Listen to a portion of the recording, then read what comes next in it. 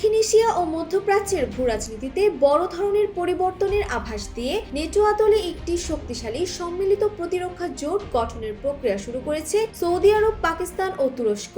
ব্লুমবার্গের এক প্রতিবেদনে জানায়, রিয়াদ ও ইসলামাবাদের মধ্যকার প্রস্তাবিত এই নিরাপত্তা চুক্তিতে আঙ্কারার অন্তর্ভুক্তি নিয়ে আলোচনা এখন চূড়ান্ত পর্যায়ে।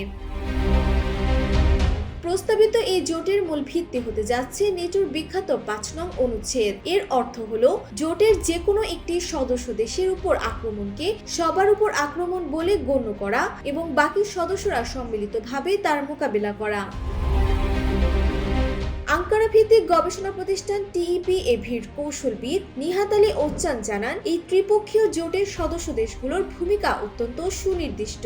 এতে সৌদি আরব জোটের প্রয়োজনীয় বিশাল আর্থিক যোগান দেবে, পাকিস্তান তাদের পারমাণবিক সক্ষমতা, ব্যালিস্টিক ক্ষেপণাস্ত্র এবং জনবল নিয়ে সুরক্ষা নিশ্চিত করবে, তুরস্ক তাদের উন্নত প্রতিরক্ষা শিল্প এবং সামরিক অভিজ্ঞতা ও প্রযুক্তি সরবরাহ করবে।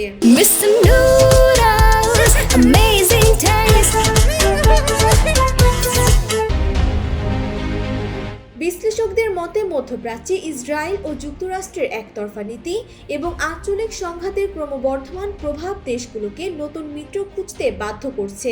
বিশেষ করে ইরান নিয়ে উদ্বেগ এবং ফিলিস্তিন ও সিরিয়া ইস্যুতে দেশ তিনটির অভিন্ন অবস্থান এই জোটকে এক করেছে।